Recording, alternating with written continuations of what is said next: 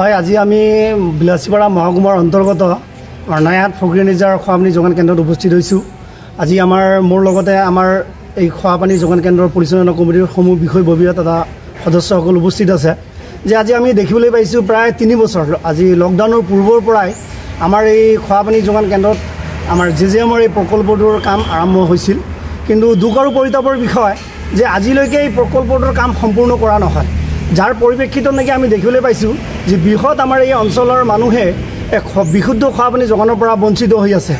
আমি কেইবাবাৰো বিভাগীয় কৰ্তৃপক্ষৰ লগত যোগাযোগ কৰিছিলোঁ আৰু আমি যিজন নিবিদাপ্ৰাপ্ত আমাৰ ঠিকাদাৰ আছে তাৰ লগতো আমি মেনেজিং কমিটিৰ ফালৰ পৰা যোগাযোগ কৰিছিলোঁ যে আপোনালোকে আহক, আমাৰ কমিটিৰ ফালৰ পৰা যিখিনি সহায় সহযোগিতা আগবঢ়াব লাগে আমি আগবঢ়াম, কিন্তু আমাৰ এই কামখিনি আপোনালোকে অতি সোনকালে সম্পূৰ্ণ কৰি পানী যোগানটো নিয়মীয়া কৰাৰ ব্যৱস্থা কৰক। কিন্তু আজিলৈকে আমি কাৰ্যকৰী কৰা দেখিবলৈ নাপালোঁ।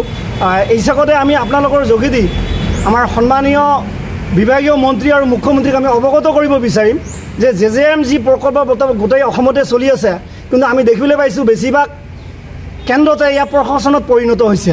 বাস্তৱ ক্ষেত্ৰত জলজীৱন যি মিছন সেয়া জলজীৱন মিছন হৈ থকা নাই, ইয়াত টকা ঘটাৰ মিছন আমি দেখিবলৈ পাইছোঁ যে বিভাগীয় কৰ্তৃপক্ষ আৰু ঠিকাদাৰে মিলি টকা ঘটাৰ এটা মিছন হিচাপে গঢ়ি তুলিছে। গতিকে আগন্তুক দিনত মই আপোনালোকৰ যোগেদি আমি জনাব বিচাৰিম যে অতি সোনকালে যদি বিভাগীয় কৰ্তৃপক্ষই আমাৰ এই ফকীৰনিজাৰ খোৱাপানী যোগান কেন্দ্ৰৰ ওপৰত পদক্ষেপ গ্ৰহণ নকৰে তেনেহ'লে আমি আমাৰ এই পৰিচালনা কমিটিয়ে আমি লিখিত অভিযোগ পত্ৰ আমি আমাৰ বিভাগীয় মন্ত্ৰীৰ লগতে আমি মুখ্যমন্ত্ৰীলৈ আমি অভিযোগ দাখিল কৰিবলৈ বাধ্য হ'ম। আৰু লগতে অনাগত দিনত আমি এই খোৱাপানী যোগান কেন্দ্ৰৰ অধীনত যিসমূহ আমাৰ বেনিফিচিয়াৰী আছে সমূহ বেনিফিচিয়াৰীক লৈ আমি তীব্ৰ গণতান্ত্ৰিক আন্দোলন কৰিবলৈ বাধ্য হ'ম। আপোনালোকে দেখিছে যে আমাৰ এই খোৱাপানী যোগান কেন্দ্ৰত যিসমূহ আমাৰ অভাৰহেড বা টিভি বা ৰিজাৰ্ভাৰ চব পৰিত্যক্ত অৱস্থাত আছে। আমি অনুৰোধ কৰিম আপোনালোকে ভালকৈ যাতে আমাৰ এই ভিডিঅ'টো নিউজত আপোনালোকে পৰিৱেশন কৰে আৰু যাতে চৰকাৰৰ দৃষ্টিগোচৰ হোৱাকৈ আপোনালোকে আমাৰ এই অভিযোগখিনি দাখিল কৰিব বুলি আমি আপোনালোকৰ ওচৰত আজি অনুৰোধ জনাইছোঁ, যাতে আমাৰ এই অঞ্চলৰ এই বিশুদ্ধ খোৱাপানী যোগানৰ ব্যৱস্থা যাতে সোনকালে কৰা হয়, মানুহক যাতে খোৱাপানীৰ এই যোগানটো নিয়মীয়া কৰা হয়, তাৰ দাবীৰে আজি আমি ইয়াত কমিটিৰ সকলো বিষয়ববীয়া তথা আমাৰ সদস্যসকল উপস্থিত হৈছোঁ। এই প্ৰকল্পটো আৰম্ভ হোৱাৰ কিমান দিন হ'ল?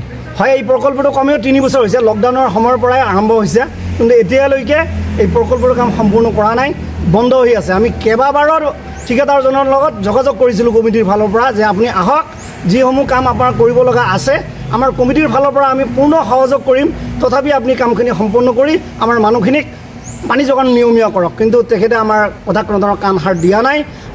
মই এই মাহত প্ৰথম সপ্তাহতে মই এই পৰিচালনা কমিটিৰ সভাপতি হিচাপে আমাৰ যিজন নতুন এছঅ ইয়াত জইন কৰিছে সেই এছৰ লগত যোগাযোগ কৰিছিলোঁ যে আপোনালোকে বিভাগীয় কৰ্তৃপক্ষৰ লগত যোগাযোগ কৰি বিষয়টো অনতিপলমে সমাধান কৰাৰ ব্যৱস্থা কৰক, কিন্তু আজিলৈকে তেখেতৰ পৰা কোনো ৰিপ্লাই নাপালোঁ।